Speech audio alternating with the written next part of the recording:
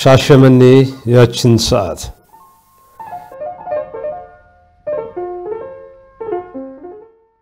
አፈረሱታሉ ሻሸመኔ አራዳን አፈረሱታሉ ሻሸመኔ አቦስቶን አፈረሱታሉ ሻሸመኔ ሞቢልን አፈረሱታሉ 81ን አፈረሱታሉ ሻሼ አገሬን ዳዋጥሰን አፈርምሰን ያለማናትን ተወልደን አድገን ሰርተን የከበርንባትን ያችን ድንቅ ከተማ ሻሼ ውበቷን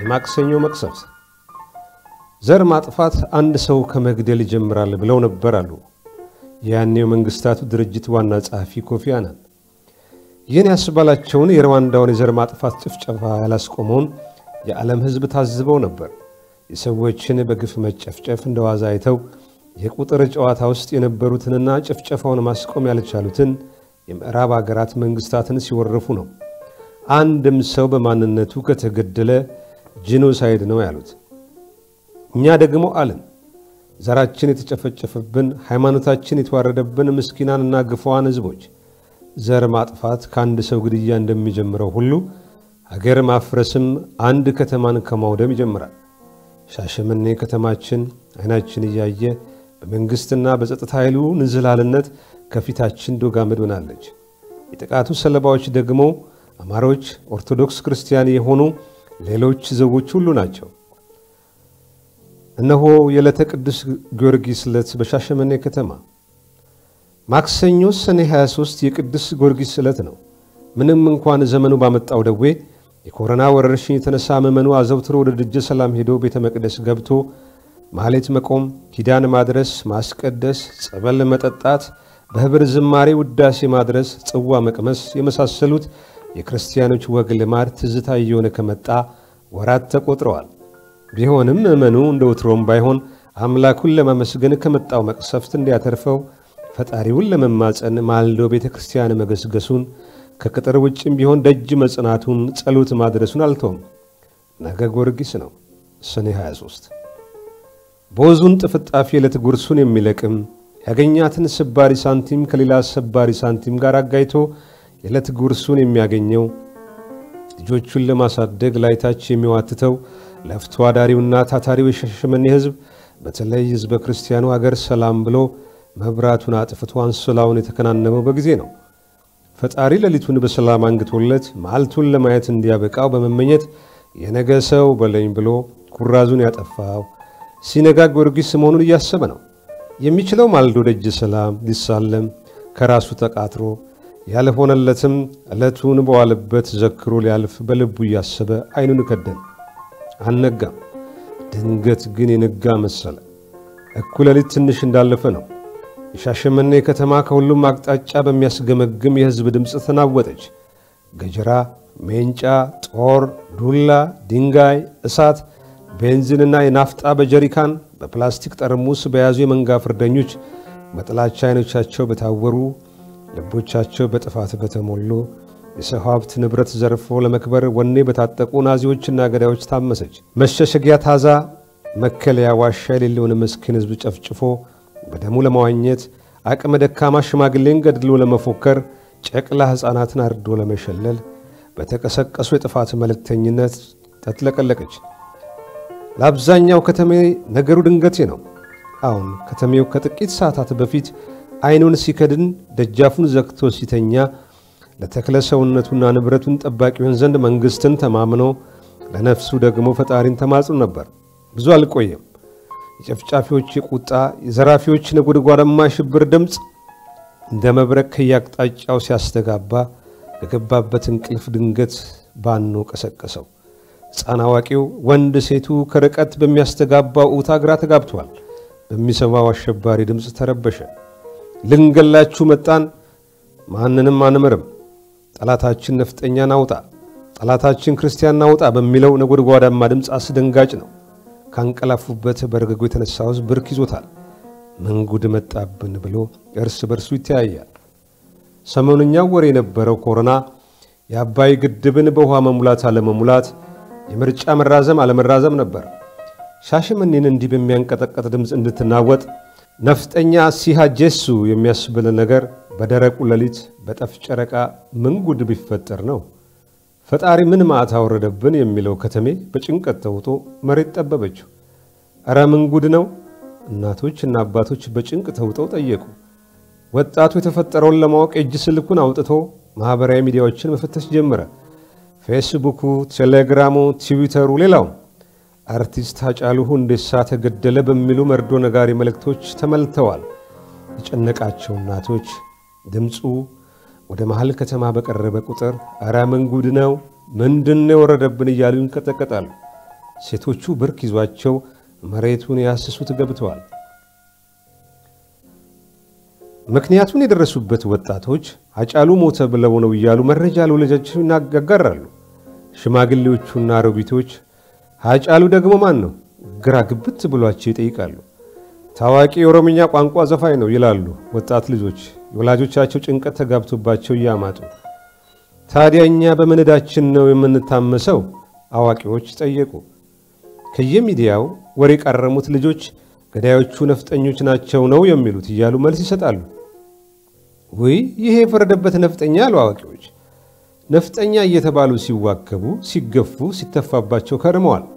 አዋቂዎቹ ከ1983 ዓመተ ምህረት ወያኔ መንግስት ከመሆኑ ጊዜ ጀምሮ እንቦቀቀላ ህፃናቶቹ በወላጆቻቸው መርበትበትና ግራ መጋባት የተነሳ ሰቀቀን ውስጥ ገብተዋል። ሞታቸውን ነፍጠኛ ምንድነው ብለው ጠየቁ። ወጣቶች ተሽቀዳድመው ነፍጠኛ የሚሉት አማራንና ኦርቶዶክስ ክርስቲያን ነው ብለው መለሱላቸው። አዋቂዎቹ እውነቱ እሱ እንዳልሆነ ያውቁታል። ልጆቹም ሆነ ለወጣቶቹ የታሪኩን ስረ መሰረት ለማስረዳት የሚችሉበት ምቹ ጊዜ አይደሉም። ጭንቀታቸው እንዴት ልጆቻቸውን ከሞት ማትረፍ እንደሚችሉ፣ ነፍሳቸውን እንዴት እንደሚታደጓት ብቻ ነው። ሁሉም የአጥሩን በር ሳይከፍት የሚሆነውን ከቤቱ ወጥቶ በግቢ ውስጥ እየተንጎራደደ የሚሆነውን ይጠባበቅ ጀመር። ሰው ሁሉ ከዘመድ አዝማድ ከቤተሰብና ጎረቤቱ ጋር እየተደዋወለ ሰምታችኋል? ራሳችሁን ጠብቁ መባባል ጀምሯል። ተጠንቀቁ፣ ራሳችሁን ጠብቁ፣ ንብረት ከሆነ የሚፈልጉትን ያሻቸውን ይሰዱ፣ ግብ መቅጠም አያስፈልግም። አዋቂዎቹ ለልጆቻቸው ማስጠንቀቂያ ያስተላለፉ። ሻሸመኔ ሰው በድንጋይ ተወግሮ በዱላ ተቀጥቅጦ ከሞተ በኋላ ቁልቁል ተዘቅዝቆ የተሰቀለባት የግፍ ምድር ሆናለች። ትንሽ ኮሽ ባለ ቁጥር በሰው ሁሉና ቀድሞ የሚያቃጭለው የአይነቱ ሰቅጣይ ትዕይንት ነው። የሆነው ሽብር ተግባር ነው። ኮሽ ካለ ሰው ይባንናል፣ መንጋው ይጎርፋል። ከአዲስ አበባ አቅጣጫ የመጡት ከኩየራ ከመልካ ኦዳ ዙሪያ ካሉ አካባቢዎች ተነቃንቀው ነው። ከጊዮርጊስ አቅጣጫ የመጡት መነሻቸው ከኤሊሉ ዙሪያ ካሉት ቀበሌዎች በፉጨት ተጠራርተው ነው። ከዋሾ አቅጣጫ የሚመጣው ጨፍጫፊ መነሻው ቆሬ፣ ኮፈሌ፣ ጅጊሳ፣ ሶል የመሳሰሉት የገጠር አካባቢዎች ናቸው። የርቆቹ በኤፍኤስአር፣ በሲኖትራክ፣ በአይሱዙ የመሳሰሉት የጭነት መኪናዎች ታጭቀው ተጭነው ነው የሚመጡት። ከአላባ ማዞሪያ አቅጣጫ የሚመጡት ከአጄ፣ ሲራሮ፣ ከመጃ፣ አምቡራ፣ ቀጩ አካባቢ ተነስተው ነው። ከሐዋሳ አቅጣጫ የሚተመው ከጥቁር ውሃ ከቶጋ ተጠራርቶ የሚተም ነው። በኢዶላ በኩል የሚመጣው ከአባሮ ከቀርሳና ደዴ ቦቃ ተነቃንቆ ነው። ኮንዶ ገነት አቅጣጫ የሚገባው ዘራፊና ጨፍጫፊ የሚመጣው ኮንዶ ገነት አጎራባች ገጠር ቀበሌዎችና ከቦኖ አካባቢ ተነስቶ ነው። አቦስቶ 81 መብራት ኃይል ውሃ ልማት 04 01 መልካ ኦዳ ኬላ አሌሉ 010 አራዳ 09 08 07 06 ሞቢል ቴሌ 05 ድፍን ሻሸመኔ ከተማ በጭፍጨፋው ግብረ ኃይል ተሞልታለች። ይጮሃሉ፣ ይፎክራል። መንጋው ምስኪኑን ህዝብ ያሸብራል። ገና አልነጋም፣ የመከራ ሌሊት አይነጋም አይደል የሚባለው። የከተማዋ ዙሪያ በድንጋይ በግንድ ታጥሯል። የከተማው መሃል በሚቃጠል የጎማ ጭስ ጠቁሯል። ሊነጋጋ ሲል አዲስ አበባን በሰልፈኞች መጨናነቅ ጀመረች። ረፋዱ ላይ ትዕይንቱን ኦኤምኤን የተባለው የሽብር የቴሌቪዥን ጣቢያ በቀጥታ ትዕይንቱን ያስተላልፋል። ዱላ የተሸከመውን መንጋ አስቆሞ ቃለ መጠይቅ ያደርጋል። በአንድ ልብ መካሪ በአንድ ቃል ተናጋሪ በሚመስል መልኩ ሰልፈኛው ሃጫሉን የገደለው ነፍጠኛ ነው፣ በአካባቢያችን ያሉ ነፍጠኞችን ጠራርገን አስወጥተን ጨፍጭፈን አባረን ነፃ ኦሮሚያን መመስረት አለብን እያሉ በቁጣና በደም ፍላት ጎረምሶቹ ይናገራሉ። ኦኤምኤን ይህንን መሰሎችን የዘር ማጥፋት ቅስቀሳ መልእክቶችን በቀጥታ ያሰራጫል። ይኸው መልእክት በቴሌቪዥን ብቻ ሳይሆን በዩቲዩብ ላይ ቀጥታ ሲተላለፍ ዓለም ይታዘባል። የወያኔ ጀሌዎች ቋንቋው ምን እንደሚል እንኳን በአግባቡ ሳይረዱ አዲስ አበባ፣ ትግራይና በውጭ ሀገራት ተቀምጠው ያበደውን ውሻ ጃስ እያሉ ህዝብ ይፈጅ ዘንድ የልብ ልብ ይሰጡታል። ወያኔ ወይንም ትህነግ በተነካ ቁጥር አበደ ቀሚሴ እያሉ የስድብ መዓት በማውረድ የሚታወቁ የድብቅ ስም ባለቤት ካድሬዎች ጭፍጨፋው እንዲስፋፋ አይዞ ጎበዝ በርታ ግፋ በለው እያሉ የሚነደው እሳት ላይ ቤንዚን ያርከፈከፉ ይዘዋል። ይህ ጻፊ ተከታትሎ የሚያውቀው የማህበራዊ ድረገጽ ስሙን ኢትዮ ሀገሬ ብሎ የሰየመው ወይም የሰየመችው ያኔ ተነግ ጉጅሌ አባል ግለሰብ የሚከተለውን መልእክት ዩቲዩብ ላይ በቀጥታ ይሰራጭ በነበረው ኦሜን የጨፈጨፏቸው አጥፏቸው በሚለው የቀጥታ ስርጭት ላይ ደጋግሞ ይለጥፋል። መልእክቱ ቃል በቃል የሚለው የነፍጠኛው በቀል ነው። ማረጋገጫውን በዚህ 5 ቀናት ውስጥ ስለ ሃጫሉ ያወሩትን ይመልከቱ። ዳግማዊ አሌፖ ዘሻሸመኔ ከጠዋቱ 3 ሰዓት ሲሆን ፉከራውና ሽለላው ወደ ተግባራዊ እንቅስቃሴ ተሸጋገረ። ለጥፋት የታጩ ተቋማት፣ ሱቆች፣ ሆቴሎች፣ ትምህርት ቤቶች፣ ባንኮች፣ ምግብ ቤቶች፣ ቡቲኮች፣ የኤሌክትሮኒክስ መሸጫዎችና ማደሻዎች፣ ፋርማሲዎች፣ ክሊኒኮች፣ አትክልት መሸጫዎች፣ ወፍጮ ቤቶች፣ የለመሸጫ በረንዳዎች፣ ግሮሰሪዎች፣ የውበት ሳሎኖች፣ ጠጅ ቤቶች፣ ጠላና አረቄ መሸጫ ደሳሳ ጎጆች፣ ጋራዦች፣ ነዳጅ ማደያዎች፣ ዳቦ መጋገሪያና መሸጫዎች፣ በላስቲክ ሸራዎች የተከለሉ ጉሊት ገበያዎች፣ እንጨት ቤቶችና ብየዳ ቤቶች፣ መኖሪያ ቤቶች ሁሉም ተዘርዝረው አስቀድሞ በወጣ ዕቅድ መሰረት ኢላማ ተደርገዋል። የትኛው ህንጻ የማን እንደሆነ፣ ማን አማራ ከአማራናት፣ ማን ወለዬ፣ ጎጃሜ፣ ጎንደሬ፣ መንዴ እንደሆነ በዝርዝር ተለይቶ የነዋሪዎች ተቋማት ከነመኖሪያ ቤታቸው በስምና በአድራሻ ተሰንዶ ለአጥፊውና ለዘራፊው መንጋ ታድሏል። ማን ነው ጉራጌ ነግዶ የሚያተርፈው? ማን ነው ከተማዋን ገንብቶ ከተማ ያስመሰላት? ማን ነው የኦርቶዶክስ እምነት ተከታይ የሆነው የሸዋ ኦሮሞ?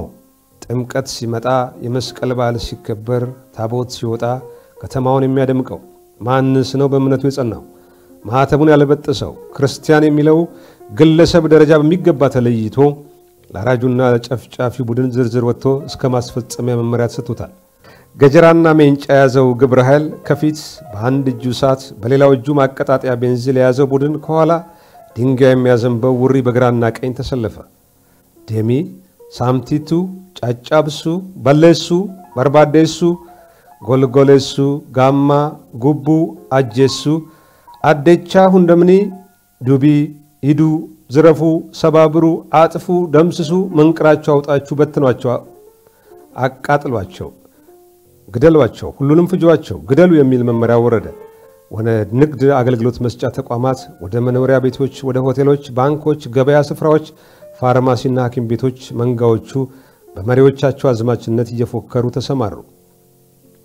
ነፍጠኛ በለሱ፣ ነፍጠኛን አጥፋው በሚል አስገምጋሚ ድምፅ ታጅበው ከተማዋን ከጫፍ ጫፍ ዘመቱባት። በየድርጅቱ ገልብጠው ገብተው ካዝና ሰብረው ገንዘብ ሰረፉ። በየልብስ መሸጫው ወረዱ። አሮጌ ልብሳቸውን አስቀምጠው በተሰቀለ አዳዲስ ልብስና ጫማ ተዋቡ። የሚዘረፈውን ዘርፈው የሚሰበረውን ሰብረው በቆሙ መኪኖች ላይ በህንፃዎቹ ላይ እሳት ለቀቁ። ከተማዋ እንደ ጧፍ ነደደች። በዚህ መሃል የኛ ናቸው ያላቸውን ሰዎች ንብረትና ተቋም እንዳይጋይ ልዩ ጥንቃቄ ያደርጋሉ አዝማች መኮንኖቹ። ለምሳሌ አቦስቶ እንዳልነበረች ስትሆን ልጁ የጀዋር መሐመድ አንጋች ሆነው የሃጂ ባቲ ቤኬራ ህንፃ ጠጠር አላረፈበትም። ጸጋይ ህንፃ ከምድር ቤት እስከ መጨረሻ ፎቅ ሲንኮታኮት መሬት ህንፃው ስር የነበረው የኦሮሚያ ኢንተርናሽናል ባንክ ደሴት ሆኖ እንዳማረበት ቆሟል። እና ሐረገወይንና ጨላለ ሆቴሎች ዶጋመድ ሲሆኑ አስፋልት ተሻግሮ ያለው የጨረቃ ጉዞ ህንፃ ሰኞ ማታ ሰኔ 22 ምሽት እንደነበረው ማክሰኞ ማታ ሰኔ 23ም ጠጠር ሳያርፍበት ቆሟል። አራዳ ታይዋን ያለባሳስ መሸጫ መደብሮች፣ እህል በረንዳና በአካባቢው ያለው የንግድ ማዕከል እንዳለ ተዘረፈ። በሳት ተያዘ፣ እንዳይመለስ ሆኖ ወደመ። የተረፉት የሙስሊምና የአርሲ አካባቢ ተወላጅ የሆኑ መደብሮች ብቻ ናቸው። ባንኮች ተዘረፉ። እና አባይ፣ ህብረት፣ ዳሸን፣ ብርሃን፣ ወጋገን፣ አቢሲኒያ ነኮቱ። ከመልካ ኦዳ የጀመረው ዘረፋና ማቃጠል እየሰፋ መጥቶ ጃማይካውያን ሰፈር ገብቶ በአዲሱና በድሬዳዋ አስፋልት ማካፊያ የአርሲዋ እመቤት የወይዘሮ ሻሻ ሐውልት ጋር ሲደርስ አውዳሚው ለሁለት ተከፈለ። አንደኛው ምድብ እነ ሊሊ ሻሊን ረድኤት ሆቴልን አመድ አድርጓቸው ጉዞውን 01 ወደሚባለው አቅጣጫ አደረገ። ከሃይስኩሉና በአዲሱ መናኸሪያ አካባቢ ያሉ የተመረጡ ንግድ ቤቶችን ያተራምስ ገባ። ከተመረቀ ወራት ብቻ ያስቆጠረው አዲስና ዘመናዊ የሚባለውን የአዋሽ ሆቴልን ድምጥማጡን አጠፋው። በሌላኛው አቅጣጫ የመጣ አውዳሚ ኃይል በ010 አቅጣጫ ተሰማርቶ ከመገናኛ ሆቴል አንስቶ ጥቃቱን ወደ መሃል ከተማ አስፋፋ። ከአጅብ ዙሪያና በአብዮት ጮራ ቢፍቱ ትምህርት ቤት አካባቢ ያለውን ጥቃቅን ንግድ ቤቶችና ጋራዦች እስከ ቆሙ መኪኖቻቸው እያነደደ ወደ መሃል አቦስቶ ግፋ በለው አለ። ድሮሽ ሸዋበር ሲደርስ ቀድሞ የገባው ኃይል አፖስቶን አሌፖስ መስሎ በጠዋት ፈጽሞታል። የቤኬራ ህንፃ ባለቤት የሆኑ ሰዎች ከገነቡት የድሮ ዘራ የደረስ ሆቴል የነበረው ስፍራ ላይ ከተሰራው ህንፃ በቀር በቅዱስ ሚካኤል ዙሪያ የነበሩ የንግድ ቤቶች እንዳልነበሩ ሆነው የቀረው ጥርሱን ያገጠጠ የሚመስለው የነሻውን ግዳው ግዛው ህንፃ የነጌቱ ተፈራ ጅምር ህንፃ ስብርባሪ ብቻ ነው። ከአራዳ አቅጣጫ እያወደመ የመጣው ምድብ ዘራፊና አቃጣይ ጦር እነሳሬም ሆቴልን በማቃጠል ከተማ የማውደም ግዳጁን አጠናቆ በቀጣይ የሚሰጠውን ተልኮ መጠባበቅ ላይ ነው። ተዘረፉ ንብረቶች አውዳሚዎቹ ወደ መጡበት አቅጣጫ በሸክም በሚያስገርም ፍጥነት እየተጓጓዘ ነው። በከተማዋ መግቢያዎች ላይ ለዚሁ ዓላማ በተዘጋጁ የጭነት መኪናዎች እየተጫኑ ወደ ገጠር አካባቢዎች ያሸሻሉ። ከሐዋሳ መግቢያ ጀምሮ እንዲያጠቃ የተሰማራው ኃይል ከኮንዶሚኒየም ሰፈር አንስቶ እየደመሰሰ ወደ አቦስቶ ይገሰግሳል። ቡድኑን በቀለ 250 ኪሎ ሜትር ቅዱስ ሚካኤል ሆቴሎችንና በዙሪያው የነበሩ ማንኛውም የንግድ ተቋም እያቃጠለ ሞቢል ደረሰ። ኃይሌ ሪዞርት፣ አባይ፣ ምዕራብ፣ በቀለ ሞላ፣ ነግሌ ቦረና፣ በሩስ፣ ሳሬም ሆቴሎች እንደ ጉድ ተዘረፉ። የተረፈው ንብረት የመንገደኞች መኪና ሳይቀር እንደ ጧፍ ነደደ። ህንፃዎቹ ሲነዱ ሳር ቅጠሉ ዛፍና አፈሩ አብሮ ተቃጠለ። አውዳሚው ወደፊት ገሰገሰ። ሙሌ ቁርጥ ቤት፣ ዳኒ ቁርጥ ቤትና ሌሎች ሬስቶራንቶችን፣ ሻይ ቤቶች ከመንደድና ከመዘረፍ አላመለጡም። እነ ጭላሎና ሐረገወይን ሆቴሎችን አመድ አድርጎ ዋና መዳረሻውን ያቦስቶ ያደረገው ምድብ ኃይል አንዳች ጋሬጣ ስለገጠመው ግፋ ወደፊት ማለቱን ቀጠለ። አቦስቶ እምብርቱ አንጡራ ሻሸመኔ የሚሉት ስፍራ ላይ ሲደርሱ ቃላት ሊገልጹት በማይችሉት አኳኋን ከአስፋልት መንገዱ ግራና ቀኝ ላይ የነበሩ ንግድ ቤቶች እንዳልነበሩ አደረጓቸው። ያልተዘረፈ፣ ያልተሰበረ፣ ያልተቃጠለ ንግድ ተቋም ከመሃል ከተማው የህንፃ አንድም የአርሲ ኦሮሞ መሆን አለበት አሊያም ሙስሊም ነው። ኩንኬኛ ዳአይቲ ጢሲ አለፉተኛ ነው እየተባለ ባዝማቾቹ ክልከላ የተደረገባቸው ብቻ ናቸው። ለዛውም ህንፃው የኛ ነው ሲባል ሱቅ ውስጥ ተብሎ የተያዘው ሰነድ ላይ ማጣሪያ ይደረግበታል። የነ ሐጂ ባቲ ቁብተኛ ካልሆነ በሩ ተሰብሮ አይን የገባው ተዘርፎ የቀረው ንብረት አስፋልት ላይ ወጥቶ እየተቃጠለ ነው። ካባሮ አካባቢ ተንቀሳቀሰው ጨፍጫፊ ቡድን አውሬነቱን ያስመሰከረው ትናንሽ ጠላ ቤቶችን እያቃጠለ ወፍጮ ቤቶችን እያወደመ ወደ መሃል ከተማ ሲገሰግስ ነው። ሉሲ ትምህርት ቤትን ከነተማሪዎቹ ሰነድና ትዝታ ጋር ዱቄት አደረጉት። ገስግሰው 81 ቶታል ነዳጅ ማደያ ሲደርሱ የአካባቢው ድሃ ረሃቡን የሚያስታግስበትን ሱፐር ዳቦ ቤት ከነሙሉ ንብረቱ አንድደው ዙሪያ ገባ ያለውን ትናንሽ ሽሮ ቤቶችና ግሮሰሪዎች፣ ጋራዦች፣ ሶፋ ቤት፣ ትናንሽ እንጨት ቤቶችና ጎሚስታዎች ቤንዝል አርከፈከፉባቸው። እንደ ደመራ ችቦ ነደዱ። ኮንዶ አቅጣጫ የሚተለተለው ኬሪሁን ከፍ ያለው የመሳሰሉ ተክልዬ ዙሪያ ያሉ ሆቴሎችን አጨሱት። አጋግመውና አንቦግቡገው አነደዱት። በሚሽን ትምህርት ቤት ዙሪያ የነበሩ ትናንሽ ኪዮስክ ሱቆች ሳይቀሩ ተሰባበሩ፣ ነደዱ። መጋጠሚያውን 81 ቶታል ያደረገው ከሶስት አቅጣጫ የመጣው ቡድን ለሁለት ተከፍሎ አሁንም ጉዞ ወደ አቦስቶ ሆነ። በ02 እና 3 ማካፊያ መንገድ የወረደ ቡድን የሉሲ አንደኛ ደረጃና መዋዕለ ሕፃናት ትምህርት ቤቶችን አውድሞ ወሃባ ስጋ ቤትን አጋይቶ ቁልቁል ወደ ፖሊስ ጣቢያ ተንደረደረ። በምክር ቤት አቅጣጫ ያወረደው መንጋ ከመንገዱ ግራና ቀኝ የነበሩ ትናንሽ ንግድ ቤቶችን አወደመ። የዳዊት አዳነን ወንድማማቾች የባጃጅና የሞተር መሸጫ ቤት ገብቶ አዳዲስ ሞተርና ባጃጅ የቻለውን ዘርፎ የቀረውን አቃጥሎ ወደ ምክር ቤት አቅጣጫ መራ። እነ ጸጋይ ህንፃው ኒው ላይን ፎቶ ቤትን፣ እነ ተስፋ መላክ ሆቴልን፣ 02 ዙሪያ ያሉ የተመረጡ ንግድ ቤቶችን አውድሞ ስራ ፎቶ አቦስቶ ላይ የተሰባሰበው ኃይል ወደ ላይ ሲመጣ ምክር ቤቱ በር ላይ ከላይ ከሰማይ አንድ አቅጣጫ ከሚመጣ አውዳሚ ጦር ጋር ተጋጠመ። አሁን እኩለ ቀን ሆኗል። የቀኑ ሙቀት የሸክሙ ክብደት ውሃ ያሰኛል። እህሳ ተባለ። እህማ ምን ችግር አለ? ተዘረፈ ቢራ ከነሳጥኑ የተሸከመ ጀሌዎች አሉ። የወይን ጠርሙስ በዘንቢል ያዘለም አለ። የውስኪና የቮድካ ጠርሙሱን በጉዩ ያለወሸቀ ማን አለ? ይጠጣ ተባለ። ፌስታ ሆነ። ለባሉ ድምቀትም ሲባል የድሮ ደርግ መንግስት ቁጥጥር ኮሚቴ ጽፈት ቤት የነበረውን ለ27 ዓመታት ዳበታ ዲሞክራሲማ ኡመታ ኦሮሞ ተብሎ ኦፒዲዮ ጽፈት ቤት ሆኖ የቆየውን ከጥቂት ወራት ወዲህ ደግሞ ፓርቲው አዳዲና የብልጽግና ፓርቲ ጽፈት ቤት ብሎ ተሰይሟል። ለምን አናነደውም ተብሎ እሳት ተለኮሰ። ዳውን ዳውን አብዩ፣ ዳውን ዳውን ጳጳጲና እየተባለ ተቀወጠ፣ ተጨፈረ። በዚህ ሰዓት አንድ ምስኪን ሰው አንድ ሱቁ ነዶ አልቋል። ሁለተኛው ላይ የዘመቱ ስለሆነ እስኪ የምታውቃቸውን ሰዎች እንኳን ለምነህ ለማዳን ከቻልክ ና ተብሎ ተደውሎለት ወደ አፖስቶ ያመራል። ጭራውን ቆልፎ ጥግ ጥጉን ውስጥ እግሩን እያላበው ፈጣሪን እየተማጸነ ሹክክ ብሎ ነፍሱን በመሐረብ ቋጥሮ ወደሚሰበረው ሱቁ ይገሰግሳል። ከሚቃጠለው የብልጽግና ጽፈት ቤት ግቢ ከፊት ባለው የከተማ ምክር ቤት ጽፈት ቤት ግቢ ውስጥ የኦሮሚያ ልዩ ኃይል ፖሊሶች፣ የከተማው ጸጥታ ዘርፍ ኃላፊዎችና ያስተዳደሩ ባለስልጣናት ከበው ሲያውካኩ በድል አድራጊነት ስሜት ደስታቸውን ሲገልጡ ያያል። አንዳንዶቹ አቀላቸውን ስተው አስፋልት ላይ በመጠጥ ናውዘው የሚጨፍሩትን ጎረምሶች በሚያበረታታ አይነት ያውራጣታቸውን እያወጡ ግራ እጃቸውን በድል አድራጊነት እያነሱ ሲያበረታቱ ሲመለከት ምድር ተሰንጥቃ ብትውጠው ተመኘ። እነኚህ የራሳቸውን ጽፈት ቤት ሲነድ ለማዳን ያልጣሩ ሰዎች አሁን የኔን ንብረት ማን ነው የሚያተርፍልኝ ብሎ ፊቱን መለሰ።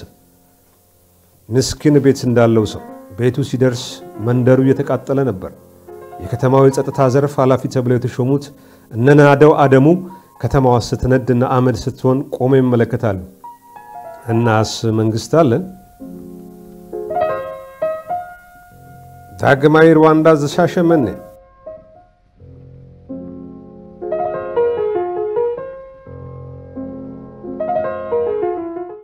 አውዳሚው ኃይል በስካውኗ የዘረፋና የማቃጠል ሂደቱ ላይ አይሆንም ብሎ የተከላከለው ጣልቃ ገብቶ ሊያስቆም የሞከረ መንግስት የጸጥታ ኃይል የሀገር ሽማግሌ የሃይማኖት አባት አልነበረም። ስለዚህ የመጀመሪያ ዙር ዘመቻውን በድል አገባዷል። ሁለተኛው ዙር ደግሞ ዘር ማጽዳት፣ ነፍጠኛ፣ አማራ፣ ኦርቶዶክስ ክርስቲያን የተባለውን የህብረተሰብ ክፍል መግደል፣ ንብረቱን መዝረፍ፣ ቤቱን ማቃጠልና ለቀውጣ ብሎ ማስገደድ ነው። ቀድሞ መመታት አለበት የተባለው እያንዳንዱ አባወራና ማወራ ቤት ስም ዝርዝር ከአውዳሚው ኃይሉ ተሰጥቶታል። በየመንደሩ ያሉ ግለሰቦች ቤት በስምና በቤት ቁጥር ይታወቃል። አዝማቾቹ መንገድ መሪ አደራጅተው አራጆቹን ወደ መንደሮቹ አሰማሯቸው። መንጋው ዘመተ። ነፍጠኛን አውጣ እያለ ሜንጫና ጎራዴውን እየወዘወዘ የአጥር በር እየደበደበ ያልከፈተለትን እየበረገደ እምቢየው ያለውን በር አጥር እየዘለለ ወደ ውስጥ ዘለቀ። ሊጥ እየደፋ በኋቃ፣ ወጥ እየደፋ ድስት፣ ማንኪያና ሲኔ ሳይቀረው የሚችለውን ዘረፈ። የቀረው ላይ እሳት አነደደ። ቤቶች ከነንብረታቸው ተቃጠሉ። ንብረቱን አላስነካም ባለው የተከላከሉ ሰዎች በቆንጨራ አንገታቸው ተቀላ። በድንጋይና በዱላ ተወግረው ተገደሉ። በር ተደብድቦ ጥያቄ በኦሮምኛ ይቀርብልሃል። አቲ ከእኘቱ ትባያለሽ። ማንነትሽን በኦሮምኛ እከሌ ነኝ ከከሌ ዘር ነኝ ብለህ እና ብለሽ ከመለስሽ በአጋጣሚ እስላምና ኦሮሞ ነው ከተገኘሽ ማስጠንቀቂያ ይሰጣል።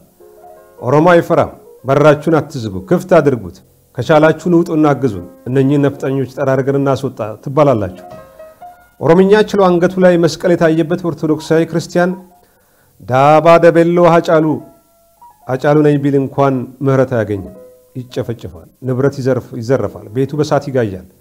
ኦሮምኛ የማይችለው እሱን አያደርገኝ ለምኖ ነፍሱን የመዳን የመቻል እንደሆነ እሱ በእውነት ፈጣሪ ወደዋል። ታሞ የተኛ በሽተኛ ካልጋው ተገላብጦ ቤት ንብረቱ ይቃጠላል። ጨቅላ ሕፃናት፣ ነፍሰ ጡር ሴቶች፣ አሮጊት እናቶች፣ ሽማግሌ አባቶች፣ ልጃገረድ ሴቶች በዱላ ተወገሩ። ምን አድርገን ብሎ ጥያቄ ያነሳ አንገቱን በመንጫ ተባለ። ሴቶች በቤተሰቦቻቸው ፊት ተደፈሩ። ከብቶችና በጎች ከነነፍሳቸው ቤንዚን እየተርከፈከፈባቸው በቁማቸው ነደዱ። ቤቴን አላስደፍርም ያለ ግቢ ጠባቂ ውሻ በድንጋይ ተወግሮ ተገደለ። አንድ ዙር አለቀ። ሁለተኛ ዙር መጣ። የተዘጋ በር ከታየ ይደበደባል። ካልተከፈተለት የድንጋዩ ናዳ ይወርድበታል። ዘራፊው ገልብጦ ይገባል። ያገኘውን ይዘርፋል። የተረፈውን ያቃጥላል። በመሃል ያሉ የእስላሞችና የኦሮሞ ቤቶች እንዳይቃጠሉ ጥንቃቄ ይደረግላቸዋል። ዋይታው፣ ኡኡታው፣ ለቅሶው፣ እሪታው በየአቅጣጫው ይሰማል። የሚደርስ ኃይል የለም። አዳኝ መንግስት አልደረሰም። እባካችሁ የሚል የሀገር ሽማግሌ የለም። አንዳንዱ እንደውም የጭፍጨፋውና የዘረፋው ተባባሪ ነው። የሃይማኖት አባት እንዳይባል አዝማቾቹ ቆቤ ደፉ ናቸው። የጨነቀው እንደሚባለው ሰው እየተደዋወለ በራችሁን አትዝጉ፣ ክፈቱና በር ላይ ቆሙ። ከዛ ኦሮሞ መስላችኋቸው ያልፏችኋል። ማዕተባችሁን ካንገታችሁ አውልቁ። ሴቶቹ ሺታ ለብሳችሁ ሻርብ በሂጃብ መልክ ጠምጥሙ እየተባለ መልእክት ይላካል። መረጃ ይለዋወጣል። ሶስተኛው ዙር ሲመጣ በር ላይ ቆሙትን በኦሮምኛ ያናገራል። መልሱ ካላረካው ብዙም ሳይገፋ በተከፈተው በር ገብቶ የሚዘርፈውን ዘርፎ የሚያቃጥለውን አቃጥሎ ይሄዳል። በአጋጣሚ ያመለጠ ቢኖር አራተኛ ዙር በሚመጣው ቡድን ይጎበኛል። ከዚያም የጎረቤት ዕጣ ፋንታ ይገጥመዋል። ያንዳንዱ ቤት 5 ጊዜ ያህል ተመላልሰዋል። አንዳንድ መደብሮች በተለይም 04 የመራቤቴዎች ሰፈር ተብሎ የሚታወቀው አካባቢ መደዳውን ለምልክት ሳይቀር በሳት ጋይቷል። አብዛኞቹን ቤቶች በጠዋት ክፍለ ጊዜ ሱቃቸው ወይም ሆቴላቸው የተቃጠለባቸው ናቸው። ሁለት ስለት ባለው የጥቃት ሰይፍ ታረዱ። ሰርተው እንዳይበሉም አልቅሰው እንዳያድሩም ሁሉንም ያጡ ምንዱባን አመድ አፋሾች ሆኑ። የ50 እና የ30 ዓመት ልፋታቸውን በሰዓታት ልዩነት ከስሎና አመድ ሆኖ አዩት። መኖሪያ ቤቶች ላይ የተደረገው ጥቃት ሁለት መልክ ነበረው። የመጀመሪያው የሚታወቅ የተለዩ ሰዎች ቤት ኢላማ ተደርጎ የተዘመተበት ነው። እነኚህ ቤቶች የንግድ ድርጅት ወይንም የአገልግሎት መስጫ ተቋም ያላቸው ሆነው ድርጅቱ እዚህ ጋር ነው፣ መኖሪያ ቤታቸው ደግሞ እዚህ ቀበሌ እንዲህ የሚባል ስፍራ ውስጥ ነው ተብለው የተለየ በመሆኑ ያለምንም አንገራገር ዝርፊያ ከተፈጸመባቸው በኋላ በእሳት እንዲጋዩ የተደረጉ ናቸው። 2000 ያህል ተፈናቀሉ ተብለው የተነገረላቸው ወገኖች እነኚህ ናቸው። ለዚያውም በየአብያተ ክርስቲያኑ ተጠለሉ ብቻ ተቆጥረው እንጂ በየዘመድ አዝማዱ ጎረቤት የተከለሉት እድልም አግኝተው ከአካባቢው ሸሽተው የወጡትን የፈረሰው ቤታቸው ይቁጠራቸው።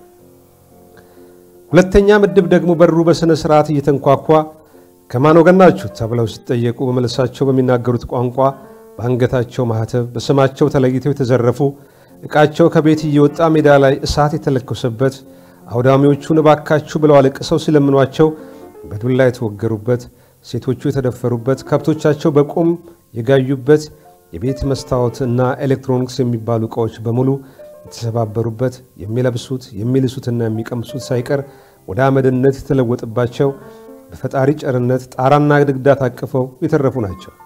እነኚህ ቤቶች በብዙ ሺህ የሚቆጠሩ ናቸው። ስንመለስ እንዳናገኛችሁ አገራችንን ለቃችሁ ውጡ እየተባለ ቀጭን መመሪያ ተሰጣቸው። በርግጥ የብዙዎቹ የተተረፈው አብሮ በኖረው አብሮ በበላው አብሮ ክፉ ደግ ባየው በየሰፈርና ጎረቤቱ ሙስሊም ወገኖችና ኦርቶዶክስ ክርስቲያን ባልሆኑ ኦሮሞዎች ልምምጥና ተማጽኖ ነው እንጂማ ገዳዮቹ ሀገረ ስብከቱን ሊቀ ጳጳስ አቡነ ሄኖክን ለማረድ ሁሉ በድፍረት መኖሪያ ቤታቸው ድረስ ሄደው ቅዱስ አባታችንን አውጣ እያሉ ጥቃት ለማድረስ ሙከራ አድርገዋል። ፈጣሪ በቸርነቱ ቅዱስ አባታችንን አትርፎልናል። ለመሆኑ ሩዋንዳ ከዚህ የተለየ ነበር እንዴ ሆነው? ብዙሃኑ ሁቱዎችን ሲጨፈጨፉ በምን ነበር? ሁለተኛ ቀን ቢደገም 800 ሺህ የተባለው የሩዋንዳ ታሪክ በ8 ሚሊዮን ይተካ ነበር። ለዚያውም አርሲ ባሌና ሐረርጌ ብቻ። ምን ቀራቸው? ንብረት እንደሆነ አልቋል። ነፍስ ካልሆነ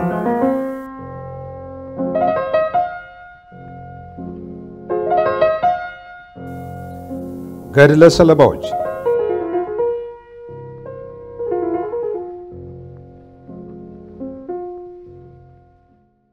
የደረሰው ጉዳት የተፈጸመው በደል የወረደው መከራ በልኩ አልተነገረ። አንድም የመከራው ገፈት ቀማሽ ወገኖች ድምጽ አልባ እንዲሆኑ ተደርጓልና ነው። አንድም መንግስት ክሽፈቱና ዳተኝነቱ ጎልቶ እንዳይታይበት የብዙ መቶዎችን ንጹሃን ሞት የበርካታ ሺህ ዜጎችን ስደትና መፈላቀልና በብዙ ቢሊዮን ገንዘቦች የሚቆጠሩ ንብረቶችን ውድመትን አለባብሶ ማለፍ ፈልጓል። መንግስት ለአርቲስት ሃጫሉ ያሳየውን ሐዘን መስኪን ሰለባዎቹ ስለመታረዳቸው አስከሬናቸው ተዘግዝቆ ስለመሰቀሉ ቆዳቸው በቁም ስለመገፈፉ ሬሳቸው መሬት ለመሬት በሞተር ሳይክል ስለመጎተቱ እንዴት አንዲት ዘለላም ባላወረደም ምዕመኖቿ ተንጋለው የታረዱባት ቤተክርስቲያን ቃል አልተነፈሰችም። ያሳዝናል። ለምን ከተባለ የወረደውን ግፍ የደረሰውን ሰቀቀንና መከራ ዓለም ያውቀዋል። መንግስት ገጽታው ይወይባል። መንግስት ያንን ሁሉ ውርጅብኝ ለማስቆም ጥረት ባለማድረጉ ይከሰሳል፣ ይወቀሳል። ስለሆነም የፈራረሱ ቤቶችና የተቃጠሉ ህንጻዎች በቴሌቪዥን መስኮት እያሳየ እንባውን ያነባል። እነማን ሞቱ፣ እነማን እንዴት ተገደሉ፣ የነማን ንብረት ለምን ወደመ፣ ምን ያህል ተዘርዝሮ ተተንትኖ እንዲቀርብ አይፈልግም። ሾላ በድፍን ነው ነገሩ። ይሄን ያህል ሰው ሞተ፣ ያን ያህል ቁጥር ያለው ሰው ተፈናቀለ፣ አሃዝ ስታቲስቲክስ ብቻ። 5 ቤተሰቡን በአንድ ጀንበር ከተጨፈጨፈበት ያ ምስኪን ልጅ ግን ህመሙ፣ ስብራቱ፣ ጥቃቱ አጥንት የሚሰብር መኖር የማያስመኝ ራስን የሚያስከድ የዘላለም ሰቀቀን ነው። ጥቃቱ በግልጽ ማንነት ኢላማ ያደረገ ነው። ዋና ኢላማ የተደረገው አማራ ሲሆን ሁለተኛው ሰለማ ደግሞ ኦርቶዶክስ ክርስቲያን የሆኑ ወገኖች ሁሉ ናቸው። በመንጋ ፍርደኞቹ፣ በአክራሪ እስላሞቹ፣ በጸረ ሰው ብሔርተኞቹ የታረዱት፣ የተጨፈጨፉት፣ የተደበደቡት፣ የተደፈሩት ለምንድን ነው? ፖለቲከኞች ስለሆኑ እንደሚባለው ነፍጠኞች ሆነው ነው? ዘርፈው ቀምተው ግፍ ፈጽመው ከመሬት አፈናቅለው የተለየ ተጠቃሚ ሆነው ነው? ወይንስ የውርስ ኃጢአት ኖርባቸው? አንዱንም አይደሉም። ይልቁንስ በብሔረሰባዊ ማንነታቸውና በሚከተሉት እምነት የተነሳ ብቻ ነው። ሰው መርጦና ፈልጎ ባልተወለደበት የዘውግ ማንነቱ ሲታረድና የሞት አሟሟቱ አስከፊ ሲሆን ያሳዝናል የሚለው ቃል አይገልጸው። ሰው ልቡ የፈቀደውን ያድነኛል ያለውን እምነት ስለተከተለ ብቻ በአክራሪዎች መቀላቱ ልብ ይሰብራል የሚለው አገላለጽ አይመጥነው። ግን ኢትዮጵያ ውስጥ፣ ኦሮሚያ ውስጥ፣ አርሲ፣ ባሌ፣ ሐረርጌ ውስጥ ይህ ሁሉ ግፍና በደል ሆኗል፣ እየሆነም ነው። የጥቂት ሰዎችን ስንክሳር ላብነት ያለን ጥቀስ። 3 ቀበሌዎች ውስጥ በ3 ግለሰቦች ላይ የተፈጸሙ በደሎችን ከነ ምክንያታቸው ለምሳሌ እናንሳ። ከ01 እንነሳ። ሰውየው ከኮፈሌ የመጣ አደገኛ ሙስሊም አክራሪ ነው። የወረዳው ወይም የዞኑ ፍርድ ቤት ዳኛ ሆኖ ሰርቷል ወይም እየሰራ ነው። ልብ አድርጉ፣ የመንግስት ሹመኛ ዳኛ ነው። የሸዋ ተወላጅ ኦርቶዶክስ ክርስቲያን ኦሮሞ ጎረቤት አለው። ሁለቱም ኦሮሞዎች ናቸው በዘውግ ሚዛን ከተለካ። ሁለቱም ከሌላ አካባቢ መጥተው እንዲጎራበቱ ያደረጋቸው ስራቸውና አኗኗራቸው ነው። ከሁሉም በላይ ሁለቱም ሰዎች ናቸው። በሻሸመኔ ከተማ ነባር ነዋሪዎች መለኪያ ሁለቱም መጤ ናቸው። ሰው መቼም አብሮ ሲኖር በውሃ ቀጠነ ሲወዛገብ ላይግባባ ይችላል። ኮስተር ያለ ጸብ ከሆነም መንግስት ባለበት ሀገር ህግ ይዳኘን ተብሎ ችሎት ፊት ይቀርብ ይሆናል። ያውም ከአካባቢ ሽማግሌ ነገሩ ካለፈ ነው። ህግ አዋቂ የተባለው ዳኛ ጎረቤቱ የሆነውን ሰው ጠመደው። እናም የራሱን ፍርድ ሰጠው። ቄሮ የተባሉ ጎረምሶችን ሰብስቦ ከወራት በፊት እንዳይሞት እንዳይሽር አድርጎ አስቀጠቀጠው። ነፍሱ ተረፋ ከሐኪም ቤት ወጥቶ እቤቱ ተኛ። ማን ወንድ ነው ገብቶ እንኳን አተረፈ የሚለው? ዘመድ አዝማድ፣ ወገን፣ ጎረቤት ሁሉ በበሩ እንዳያልፍ ተከለከለ። ሜንጫ፣ ዱላና ድንጋይ በያዘ ጎረምሳ እንዲከበብ ተደረገ። ትውር ያለ ሁሉ ተሰብሮ ወይንም ተደብድቦ ይመለሳል። አንድ አባቱ አርሲ የሆነች ጎሳ ተወላጅ የሆነ ወዳጁ ሊጠይቀው ሲሄድ እግሩ በድንጋይ ተሰነከለ። ጉዳዩ የጎሳ ግጭት ሆነና ከብት ታርዶ እርቅ ወረደ።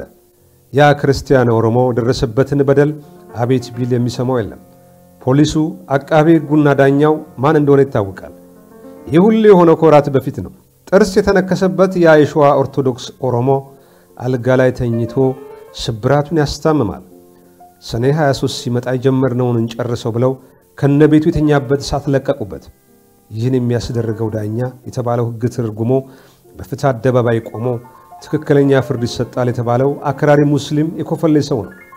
ያ ምስኪን ሰው ሰባራ እግሩን እየጎተተ ማቲዎቹን ሰብስቦ ባጥር ሾልኮ ነፍሱን አተረፈ። ቤት ንብረቱ ከኋላው ይጋያል። እሱ ልጆቹና ሚስቱን ለማስመለጥ ወንዝ ለወንዝ ተንከባሎ ዘመድ ቤት ተጠለለ። የዚህ ሰው መጨረሻው ምን ይሆን? ይህን ሰው ኦሮሞ መሆኑ አላዳነው። ምክንያቱም ኦርቶዶክስ ክርስቲያን ነው። ወንዝ እንሻገር 02 አጥፊው መንጋስ 81 የተባለውን መንደር ያምሳል። አብዛኛው ሰው የቀድሞ ኢትዮጵያ መንግስት ሰራዊት አባላት ሆነው የተዋጉ ተዋደቁ የቆሰሉ አንዳንዶቹም ባሎቻቸውና አባቶቻቸው በጦር ሜዳ ወድቀው የቀሩባቸው ምስኪናን የሙት ቤተሰቦች ናቸው። ዛሬ ኦሮሚያ የኦሮሞ ምድር ብቻ ናት የሚባልላት ክልል ትናንት ይዛድ ባሪዋ ሶማሌ ቁርሴን ቦረና ነገሌ ምሳይን ሻሸመኔ ብላ ስትፎክር እነኛ የቁርጥ ቀን ልጆች ሀገሬ ተደፈረች ድንበሬ ተገፋ ብለው በሀገር ፍቅር ወኔ ግንባራቸውን ለጥይት ደረታቸውን ለጦር አሰልፈው ሰጥተው በያውደ ግንባሩ ከጥላት ጋር አንገት ለአንገት ተናንቀው ሀገራቸውን ከወራሪ ታደጉ ከነጦር ጉዳታቸው ሳያገግሙ ለዓመታት ካንዱ ግንባር ወደ ሌላኛው ግንባር ከአውደ ውጊያ ወደ አውደ ውጊያ ሲንከራተቱ የኖሩ ናቸው። ከ90 ብር ወታደር ደሞዛቸው ቆጥበው በቀዩ ሰዓት ዛኒጋባ አለቻቸው። የመንግስት ስርዓት ተለውጦ ያላንዳች የኑሮ ዋስትና በወያኔ መንግስት ሜዳ ላይ የተበተኑ ጊዜ ባዶ እጃቸውን ይዘው የተጠለሉባቸው ቤታቸው ናቸው። እነኛ ሰዎች ሴት ልጆቻቸው ገና በእንቡቀቀላ ዕድሜያቸው አረብ ሀገር ሄደው ሚስቶቻቸው አረቄ አውጥተው ወንዶች ልጆቻቸው ድንጋይ ተሸክመው ፈረስ ጋሪ ነርተው እነሱም ዘበኝነት በየተቋማቱና ሀብታም ሰዎች ቤት ተቀጥረው ነፍሳቸውን ያቆዩ ፍጹም ምስኪናን ናቸው። የሚታይ የተለየ ነገር እንኳን የላቸውም። ቂጡ የተጣጣፈ ካኪ የሚለብሱ ለሀገር ውለታ ብለው አገር ርሳቻቸው ኑሮም እድሜም ህመምም የሚደቁሳቸው አንካሶች ናቸው። መንጋው ግን አለማራቸው ዘመተባቸው። የሚለብሱትን ቡቱቶ የሚተኙበትን ወላቃ ለጋ ወጥቶ አቃጠለባቸው። እነኛ የሀገር የሚያስደፍሩት ሰዎች ዘንድሮ ጥቃት በዘመን ጀርባ ላይ ታዝሎ በአውሬዎች አስደፈራቸው። ከሁሉ የሚሰቀጥጠው አንድ ምስኪን የቀደም ወታደር የነበረ ሰው ላይ ተፈጽሞ በታምር የተረፈበት አጋጣሚ ነው። አጥፊዎቹ ዘር ቋንቋና ሃይማኖት እየመረጡ ያጠቃሉ። እዚህ ምስኪን ሰው ቤት ተሄዱ። ወዲህ አማራ ወዲያ ኦርቶዶክስ ክርስቲያን ነው። ከልጆቹ ሁሉ የመጨረሻው ቤት የቀረው ጧሪውና አስተማሚው ወንድ ልጁ ብቻ ነው። በርግጥ ለስራ ያልደረሱ ለበብን የማያንሱ የልጅ ልጆች አሉት። ይሄ የመጨረሻ ልጅ አፈረግጦ ሰማይ ቧጦ ስምጥ ገብቶ ባጠራቀማት ትንሽ ሳንቲም የመኖሪያ ግቢያቸውን ደጃፍ ላይ ግሮሰሪ ነገር ከፍቶ ቢራ እየቸረቸረ እህቶቹን ያሳድጋል። አሮጊት እናቱን እና ሽማግሌ አባቱን ይጦራል፣ ያስታምማል። ዘራፊዎቹ መጡ፣ ግሮሰሪውን ዘረፉ፣ መስታወቱን ሰባበሩ። እቃውን አውጥተው ለማቃጠል ጋዝ ሲያርከፈክፉ የልጁ ልፋት አመድ ሲሆን ለማየት ያላስቻለው አባት ጋቢውን ተከናንበው በደካማ አቅሙ ለልመና ወጣ። እባካችሁ አታቃጥሉብን ብሎ ተማጸነ። የተቆለለው ዕቃ ላይ ገፍትረው ጥለው ጋዝ አርከፈከፉበት። ለማቃጠል ክብሪት ሲጭሩ ጎረቤቱ ሙስሊም ኦሮሞ ሰውየው ላይ ተወርውራ ተኛችበት። እሱን ካቃጠላችሁት እኔንም አቃጥሉ ብላ እሪ ያለች። እሱንም ከተኛበት ጎትተው አስነስተው ገፈታትረው ከስፍራው አራቋቸው። ዕቃው ላይ እሳት ለቀቁበት። ሰውየው ነፍስ በዛች በጎ ሰው አማካኝነት ተረፈ። ከዚያ ሰፈር ካልገደልን አንወጣም ያሉት ደም የጠማቸው ሰዎች ዛው ሰፈር ታመው የተኙ አሮጊት ሴትን ካልጋ ገለብጠው ጥለው እስከ ወዲያኛው አሰናበቷቸው። ለዝንፍሮ መብያ ሳይሆን ሳያስቀሩ ዘረፉ። ሁሉን ነገር አቃጥለው አስክሬናቸውን ያለ መገነዣ አንሶላ ጥለውት ሄዱ። እዛች ሟች አሮጊት የልጅ ልጅ አባቱ ገመቹ የሚባል የደጋ ሰው ነው። መዋለድ ከሞት አላዳንም። 03 ቀበሌ ንግባ። ሰውየው በስም የሚታወቅ ስለሆነ በተለያዩ ሚዲያዎች የደረሰበትን ስላስረዳ ከዚህ በኋላ የሚደርስበት ጥቃት አይኖርም በሚል በስም ልጠቅሰው ፈቅጃለሁ። መምህር ዮሐንስ ወልዴ ይባላል። መምህር ዮሐንስ የአምቦ ልጅ ነው። ወልደቱም እድገቱም እዛው አምቦ ነው። በአንድ ወገኑ ጉራጌ ሲሆን በሌላ ወገኑ የሸዋ ኦሮሞ ነው። እንደውም ከሟች ሃጫሉ ሁንዴሳ ባለቤት ወይዘሮ ፋንቱ ጋር በስጋ ይዛመዳል። አስመራ ዩኒቨርሲቲ ውጭ ቋንቋዎች ስነ ጽሑፍ ተምሮ በእንግሊዘኛ ቋንቋ አስተማሪነት ዲግሪውን እንደያዘ የመንግስት ለውጥ መጣ። ሌላ ቦታ ብዙም ሳያገለግል በ80ዎቹ አጋማሽ ላይ ሻሸመኔ ከፍተኛ ሁለተኛ ደረጃ ትምህርት ቤት በእንግሊዘኛ መምህር ሆኖ መጣ። የወጣትነት ዘመኑን ያሳለፈው የአካባቢውን ማህበረሰብ በመምህርነት ሲያገለግል ነው። 11ኛ እና 12ኛ ክፍልን እንግሊዘኛ ሲያስተምር የአካባቢው ወጣት የእንግሊዘኛ ቋንቋ ክህሎቱ ብዙም የማወላዳ ሆኖ ያገኘዋል። ችግሩ የሚነሳው ከታች ከመሰረቱ እንደሆነ ቢረዳም ለጊዜው ከመካከለኛ የክፍል ደረጃ አንስቶ ነገሩ ቢሰራበት መጠነኛ ለውጥ ያመጣል በሚል ግምት ከአንድ ወዳጁ ጋር ቶፕ እንግሊዘኛ ቋንቋ ትምህርት ቤት ብሎ በተወሰኑ ተማሪዎች ብሔራዊ እየተባለ በሚጠራው አንደኛ ትምህርት ቤት የመማሪያ ክፍል ተከራይቶ በትርፍ ጊዜው ማስተማር ይጀምራል። ወዳጁ የነበረው ሰው ጥሎት ወደ ሌላ ከተማ ሲሄድ በሚቀጥለው ዓመት 1989 ዓመተ ምህረት መሆኑ ነው። እንግዱ ፕሮግሬስ የሚባል የእንግሊዘኛ ቋንቋ ማስተማሪያ ትምህርት ቤት ለብቻው ከፍቶ ማስተማር ይጀምራል። ከቀዳሚ ተማሪዎች አንዱ ስለነበርኩ አስታውሳለሁ። ከእያንዳንዱ ተማሪ የሚሰበሰበው በወር 20 ብር ብቻ ነበር። ትምህርት ቤቱ የነበረውን አሁን የልዩ ፖሊስ ማደሪያ ካምፕ የሆነው የድሮው የ03 መዋለ ሕፃናት ነበር። ሚድ ስኩልና ሃይ ስኩል እየተማረን ማታ ማታ የእንግሊዘኛ ቋንቋ ክህሎታችንን ለማሻሻል ስንሄድ የምንቀመጠው የኬጂ ተማሪዎች የሚቀመጡባቸው ትናንሽ ዲስኮች ላይ ነበር። መምህር ዮሐንስ ፕሮግሬስ የሚባለውን የእንግሊዘኛ ቋንቋ ትምህርት ቤት ሲከፍት ከብሪቲሽ ካውንስል ያመጣውን ፎሎሚ የተባለ የሚታወቀውን የቪዲዮ ቋንቋ ማስተማሪያ ዘዴ የሚያሳይበት ቴሌቪዥን አልነበረው። የቪዲዮ VHL ካሴት የሚያጫውትበት ዴክም አልነበረው። ከሚያውቃቸው ሰዎች በውሰትና በኪራይ ያመጣ ነበር ትምህርቱ እንዲተላለፍ የሚያደርገው። ሰውየው ታታሪና ተስፋ የማይቆርጥ በመሆኑ በጊዜ ሂደት የሚያስፈልገውን ነገር ሁሉ ያሟላ የትምህርት ቤቱ ዝናም እየናኘ መጥቶ ስራው ደራ። ያኔ ተጨማሪ መምህሩን እየቀጠረ የአካባቢው ተማሪዎች የቋንቋ ክህሎት እንዲሻሻል ከፍተኛ ጥረት አድርጓል። በዘመኑ ማትሪክ የሚያልፉ ልጆች በዚያ የቋንቋ ትምህርት ቤት የተማሩ ልጆች ናቸው አብዛኞቹ። መምህር ዮሐንስ ለብዙዎቻችን ባለውለታ ነው። ያኔ ፕሮግሬስ የተማሩ አብዛኞቹ ልጆች ዛሬ የሕክምና ስፔሻሊስት ዶክተሮች፣ ፓይለቶች፣ አንቱ የተባሉ ኢንጂነሮች በተለያየ የሙያ ዘርፍ PhD ይዘው በተለያዩ ዓለማት ላይ ተሰራጭተው በሙያቸው በማገልገል ላይ ይገኛሉ። መምህር ዮሐንስ ባለ ራዕይ በመሆኑ የጀመረበት ቦታ ላይ ቆሞ አልቀረም። የቋንቋ ትምህርት ቤቱን ወደ ሁለገብ ትምህርት ቤት መቀየር በመፈለጉ ጉዞውን ወደ መዋለ ሕፃናት ፕሪኬጂ በመክፈት ህልሙን ለማሳካት ጥረቱን ጀመረ። ከዓመት ዓመት ከሕፃናቱ ጋር የክፍሎቹን ደረጃ እያሳደገ ሃይ ስኩል አደረሰው። እስከ 100 ሺህ የሚቆጠሩ ተማሪዎችን ከጨቅላነታቸው አንስቶ እስከ ጉርምስናቸው የተሻለ ጥራት ያለው ትምህርት እንዲያገኙ በማድረግ የሀገር ታላቅ ባለውለታ ለመሆን ቻለ። የመምህር ዮሐንስ ጥረት ሻሸመኔ ላይ ብቻ ላይ አልተወሰነም። ኩየራም አርሲ ነገሌም ይደርሳል። የዘመናዊ የግል ትምህርት ቤት እሳቤን ከአካባቢው ለመጀመሪያ ጊዜ ያስተዋወቀው መምህር ዮሐንስ ነው። ከዚያ በኋላ ብዙዎች መጥተዋል። በችሎታና በአገልግሎት አሰጣጥ ልዩነት ከሚወዳደሩት ይልቅ በሃይማኖቱና በዘውግ ማንነቱ ጠልፈው ሊጥሉት ሲሞክሩ ሁሉን በትዕግስት እያሳለፈ እስከ 350 ለሚደርሱ ሰዎች የሥራ ዕድል ፈጥሯል። ገንዘብ ከፍሎ ለማስተማር ለማይችሉ ቤተሰቦች ልጆቻቸውን በነፃ እንዲማሩ ያደረገ ላለፉት 23 ዓመታት ለፍቷል። አፈር ውፍ ብሎ ተነስቶ ለብዙዎች በስኬቱ አሪያ በመልካም ምግባሩ ተስፋ ሆኗቸዋል። ከ1997 ምርጫ ወዲህ የቅንጅትን ደገፍኩ በሚል ተልካሻ ምክንያት ወያኔ ትህነግ ከስልጣን እስኪባረር በነበረው ጊዜ ብዙ እንግልት ደርሶበታል። አንድም ጉራጌነ በሚል አንድም የቤተ ክርስቲያን አገልጋይ ኦርቶዶክስ ክርስቲያን ነው በሚል ነው። በእርግጥ ትምህርት ቤቱ ልጆቹን የሚያሳድገው በኢትዮጵያዊነት ስርዓት ነው።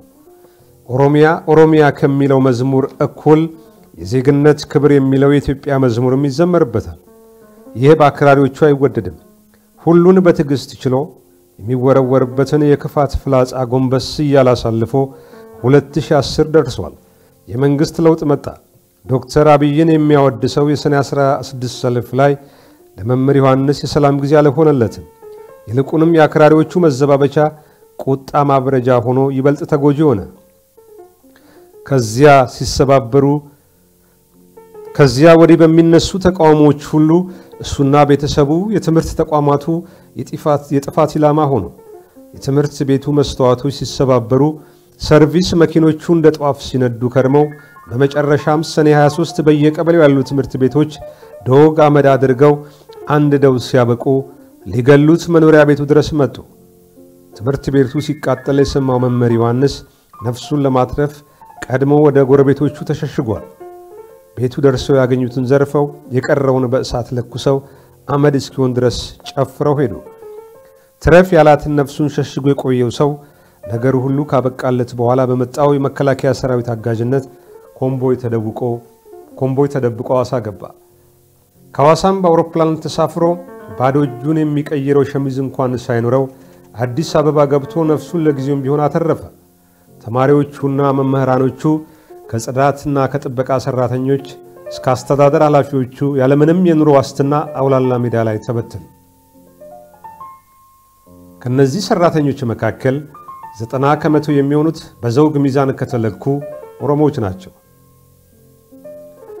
ላብነት የተጠቀሱ ሰዎች ሁሉ ነፍሳቸው ላይ ካራ የተመዘዘው ንብረታቸው ዶጋመድ የሆነው ሀብት ንብረታቸው ተዘርፈው ባዶአቸውን የቀሩትና ተወልደው አድገው ለዘመናት ከኖሩበት ቀያቸው ተፈናቅለው ስደተኛ የሆኑት አንድም በዘውግ ማንነታቸው አንድም በኦርቶዶክስ ክርስትና እምነት ተከታይነታቸው ነው።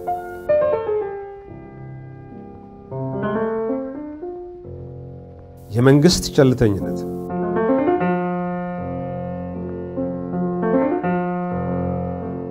ሻሸመኔ ለወትሮው የሰላም፣ የፍቅር፣ የአብሮነት፣ የመቻቻልና ያስተውሉት ከተማ ሆና ነበር የምናውቃት። ቀድሞ ነገር ሻሸመኔ እኮ ያራዶች ከተማ ነበረች። በጭካኔ ሳይሆን በርህሩህነት፣ በአውዳሚነት ሳይሆን በዓለሚነት የሚታወቁ ልጆች ያሏት ከተማ ነበረች። ሻሸመኔ የመጠፋፋት ሳትሆን አብሮ ሰርነት፣ የአብሮ አደግነት፣ የአብሮ ነዋሪነት ከተማ ሆና ለዘመናት ዘልቃ ነበር። ባለፉት ጥቂት ዓመታት በተለይም ጀዋር መሐመድ የተባለው ሰው ምድሪቱን ከረገጠበት ጊዜ አንስቶ የሽብር የጥፋትና የደም ምድር ሆናለች። በኢትዮጵያ የቅርብ ጊዜ ታሪክ ተደርጎ ታይቶና ተሰምቶ በማይታወቅበት ሁኔታ ለጀዋር መሐመድ ክብር ሲባል የሰው ልጅ በድንጋይ ተወግሮ ከተገደለ በኋላ እንደ ዶሮ ተዘግዝቆ የተሰቀለባት የግፍ ምድር ሆና ቀርታለች። ካለፉት 2 ዓመታት ወዲህ እነሆ ሻሸመኔ የሽብር ጎሬ፣ የአሸባሪዎች ዋሻ ሆና ትታያለች። ይሄንን ደግሞ አይደለም የኦሮሚያ ክልልና የፌዴራሉ መንግስት ይቅርና የዓለም ሕዝብ የሚያውቀው ሐቅ ሆኗል። እናም ኮሽ ባለ ቁጥር ጥብቅ የጸጥታ ጥበቃ እንደሚያስፈልጋት ሳይታለም የተፈታ ነው። አርቲስት ሃጫሉ ሁንዴሳ ተገደለ ተብሎ ከናገሩበት እኩለ ሌሊት አንስቶ ኦሮሚያ የሚባለው ኢትዮጵያ ምድር አርግዳለች። አስቀድሞ ታቅዶ ተዘጋጅቶና ስምሪት ተሰጥቶ መስመር የገባው አውዳሚው ሰራዊት ሻሸመኔ ከተማ ላይ የፈሰሰው ከሌሊቱ 8 ሰዓት ጀምሮ ነው። መዝረፍ፣ መግደል፣ መጨፍጨፍ፣ ማቃጠልና ማውደም የጀመረው ከጠዋቱ 3 ሰዓት ላይ ነው። ሂደቱ ዓለምንም ከልካይ እስከ ቀኑ 11 ሰዓት ድረስ ዘልቋል። እነኛ ምስኪኖች ሲታረዱ መንግስት ወዴት ነበረ? እነኛ መጠጊያ ያጡ ይሸሸጉበት ዘንድ አንዳች ስፍራ እንኳን ያልነበራቸው ሰማዕታት በድንጋይ ተወግረው ሲሞቱ፣ ጆሮአቸው ሲቆረጥ፣ አይናቸው ተጎልጉሎ ሲወጣ ከቶ ወታደሩ፣ ፖሊሱ፣ ልዩ ኃይሉ፣ ሚሊሻው ወዴት ዘንድ ተሸሸገ? የማንንስ ጎፈር ያበጥር ነበር? ተመስከር ያቺ ምድር በንጹሃን ደም የጨቀየችው። ተመስከር ያቺ ዕለት አባት አይኑ ያየ ልጃገር ልጆቹ የተደፈሩበት፣ ሚስት ባሏ እንደ በሬ ተንጋሎ ሲታረድ ያየችበት፣ እናት ልጇ እንደ በግ ተጎትቶ የተሰዋበት። ይመስከር አፈር ቅጠሉ። ሰዎች 50ና 60 ዓመታት አፈር ግጠው ደም ተፍተው ያፈሩት ሀብት ያኖሩት ቅሪት በሰዓታት አመድ ትቢያ ሲሆን አብረው የነደዱት እኮ የጸጥታ ኃይል ሳይኖር ቀርቶ ነው ያ ሁሉ ግፍ በሻሸመኔ ሕዝብ ላይ የወረደብን። ጣሊያን ጊዜ ጀምሮ የነበረው የጦር ካምፕ ውስጥ ያለው ወታደር ወጥቶ አንድ ጥይት እንኳን ወደ ሰማይ ተኩሶ የ01 ሕዝብ ሊታደገው አይችልም ነበርን? ስለምን 02 ያለው የመብራት ኃይል አካባቢ ያለው ፖሊስ ጣቢያ ፖሊሶቹን ልኮ የ81 ሰውን ከሞትና ከዘረፋ አልታደገውም? ስለምን 03 ያለው አድማ በታኝ የኦሮሚያ ልዩ ኃይል ዙሪያው የነበሩትን ቤቶች ከመውደም አላተረፈም? እኮ ለምንድነው ለዘመናት አቦስቶን ብርት ላይ ተከሎ የኖረ ፖሊስ ጣቢያ ውስጥ የነበሩት ፖሊሶች አቦስቶን ከውድመት ያላተረፉት? ለማን ሲባል ነው 08 ያለው ፖሊስ ጣቢያስ አራዳና የሐዋሳ መናኸሪያ ዙሪያና ከዘረፋና ቃጠሎ ያልተከላከለው? ከዚህ ሁሉ ኃይል በላይ ቢሆን ቶጋ በመኪና የ5 ደቂቃ መንገድ ነው። እዛ የተከማቸው ጦር ምነዋ ታዲያ 04 እና 05 እንኳን ለመታደግ ያልዳዳው? ወንዶ ጢቃ ከሻሸመኔ የ20 ደቂቃ መንገድ ቢሆን ነው።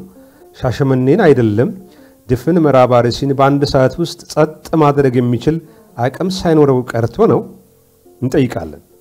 ለምን ይሄ ሁሉ ግፍ ሲፈጸም ምን ነው መንግስት ያልደረሰልን? ያሳፍራል፣ ያሳዝናል፣ ያማል። የመንግስት ባለስልጣን ተብለው የተኮለኮሉት ግብረ በላ ካህዲያን ሻሸመኔ ቆሞ መመሪያ እየሰጡ ነው ያፈረሷት። ቢያውቁት ያከበራቸው ሻሸመኔ ህዝብ ነጋዴው ሰርቶ አደሩ ነበር።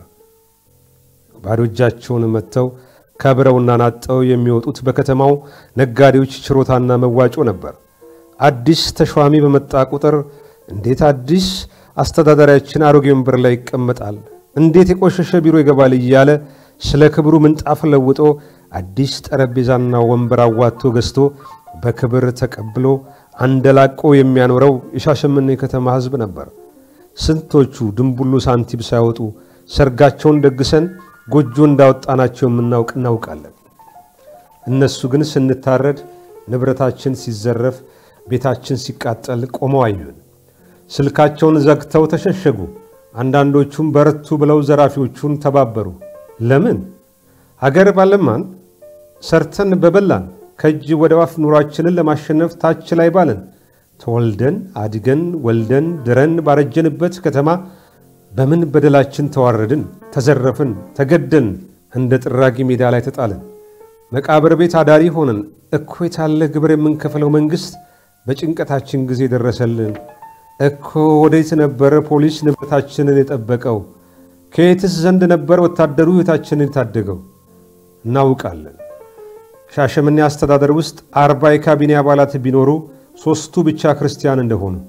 ሻሸመኔ የህብረ ብሔራዊ ከተማ ነች። የበርካታ ሃይማኖት ተከታዮች መኖሪያ ነች። አጥፊዎቹ ሹካና ብርጭቆ፣ ሊጥ ማብኪያ፣ በኋቃና ቂጡ ያረረ ብረት ስድስት ሳይቀር ዘርፈው ከከተማው ሲወጡ እረፉ ያላላቸው የጠፋው ማንን እየዘረፈው እንደሆነ መሪነን ያሉት ጠንቅቀው ስለሚረዱ ነው ዝም የተባለው። ጠዋት የተጀመረውን ዝርፊያ፣ ግድያ፣ ቃጠሎ ያልታገሰው የሰማዩ ዝናብ ነው። ነገሩ ሁሉ ካበቃለት በኋላ መከላከያ ገባ ተባለ። እግዚአብሔር ይፍረድ። እንግዲህ ወታደር የመጣው ነገሩ ከተጀመረ ከ16 ሰዓታት በኋላ ነው። የፖሊሱን ነገር ያለ ማውራት ይሻላል። ትላንት አብሮን እሳት ሲሞቅ ውሎ በማግስቱ ከእሳት የተረፈ ንብረታቸውን የሚሰበስቡ ሰዎችን ሲደበድብ ያስፈራል። ቆራሌዎችን ሲያባረር ሲታይ ፖሊስ ከማን ጋር ቆሞ እንደነበረ በግልጽ ያስታውቃል። ለነገሩ ዛሬም ነገሩ ረክቶ አልረጋም። ዘራፊዎቹና ገዳዮቹ ቤት ለቤት እየዞሩ ማስፈራሪያ ይሰጣሉ። ለምን ክፉ ታስብሉናላችሁ? ስላልገደልናችሁ ነው? ለቃችሁ ውጡ እንጂ የሚባሉ ነዋሪዎች ቁጥራቸው ቀላል አይደለም። እና መንግስት ወዴት አለ ዛሬስ? ለጠፋው ጥፋት ለወደመው ውድመት ሁሉ የክልሉ መንግስትና የፌዴራል መንግስት መሪዎች ተጠያቂዎች ናቸው።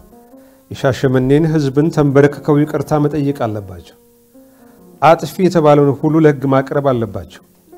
የወደመ ንብረታችን መተካት አለበት። በተጨማሪም ዘለቂታው የምንኖር ዋስትናችን ሊረጋገጥልን ይገባል።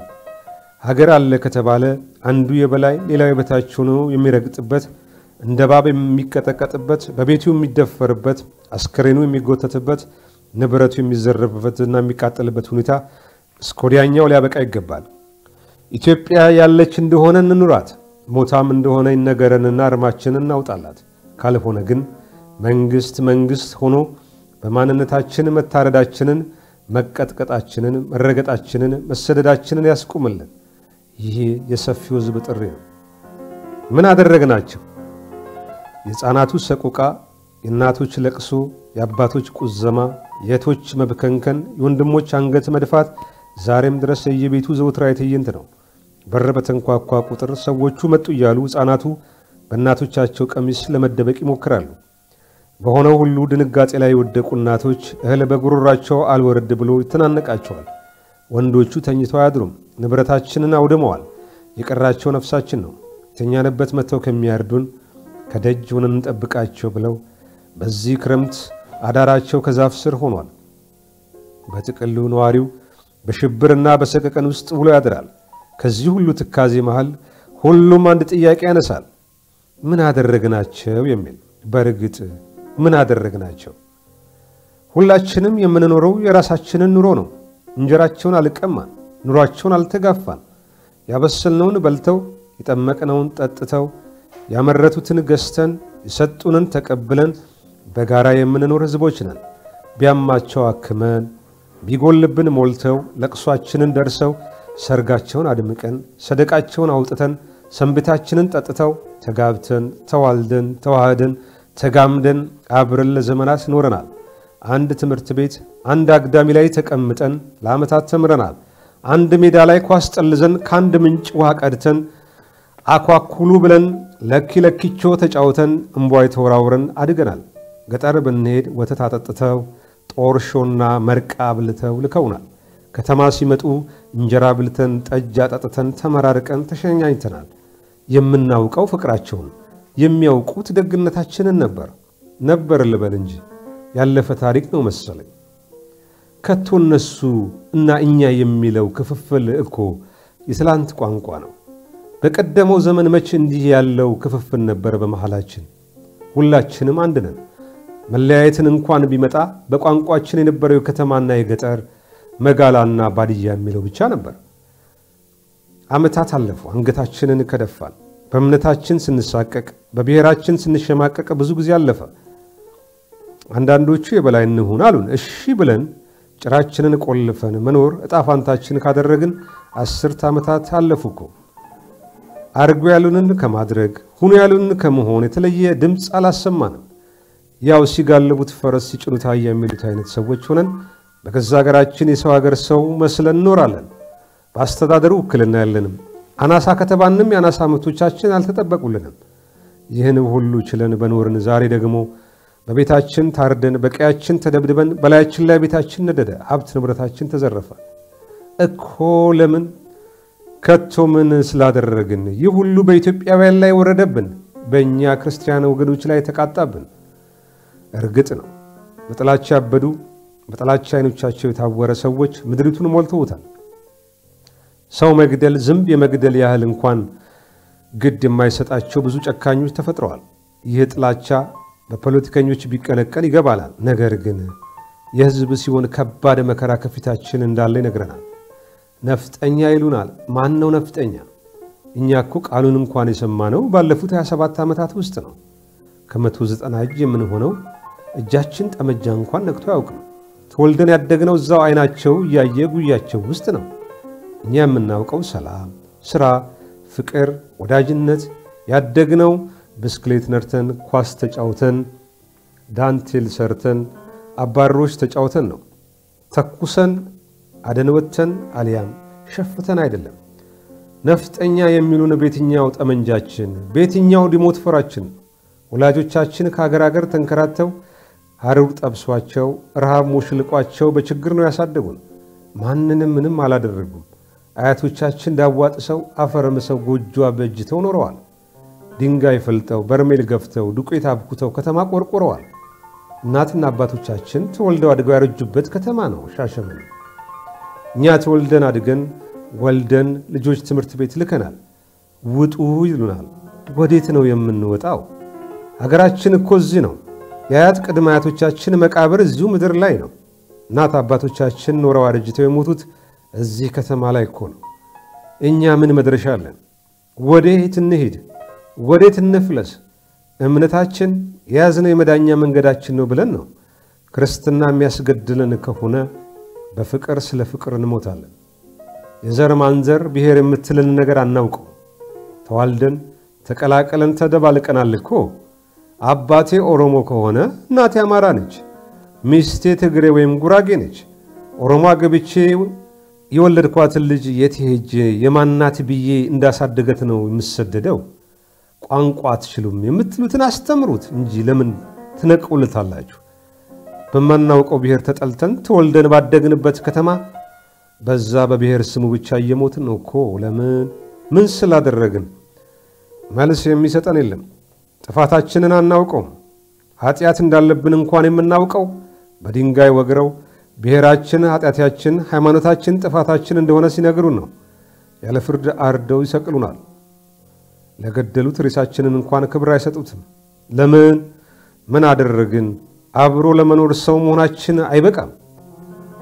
የተፈጠረው ችግር ዘላቂ መፍትሄ የሚሰጥ የለም። ሁሉ ነገር ወሼ ነው። ጥፋት ይደርሳል። አጥቂውም ተጠቂውም እኩል ያወግዛል። አጥፊዎች በጥፋታቸው ልክ እንዲታረሙ አይደረግም። ደማችን ደመከልብ ሆኖ ይቀራል።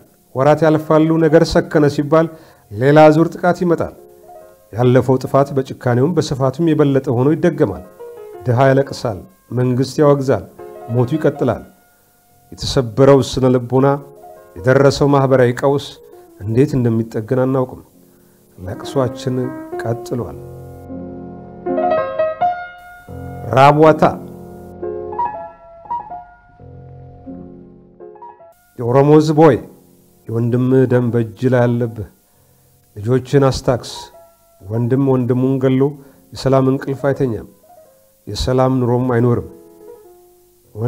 ወንድምን በመግደል አሸናፊ አይኮንም። ድሃን በመበደል ደካማን በማጥቃት ድል አይገኝም። በመዝረፍ አይከበርም፣ ጭቡ ነው። ጉያ ያለውን ሕዝብ ከሞት አትርፍ። ከርዛትና ከስደት ታደግ። መንግስት ሕዝብን ጠብቆ አያኖርም። መንግስት ይመጣል፣ መንግስት ያልፋል። ሕዝብ ግን ለዘላለም አብሮ ይኖራል። ሕዝብ በወንበዴ ሲገደል፣ በወሮበላ ሲዘረፍ አይቶ እንዳላየ ሰምቶ እንዳልሰማ መሆን የኦሮሞ ባህል ሴራ፣ ኦዳ፣ ጂፋ አይደለም። ጉሚህን አውጣ፣ ተበደልነውን ካስ። ካልሆነ የፈጣሪ ቁጣ ባንተ ላይ ይሆናል። የንጹሃንን ደም ከጸባዖት አምባ ካሪያም ቅጥር አቤት ይልብሃል። ሻሸመኔንና ሕዝቦቿን ፈጣሪ ያጽፋቸው።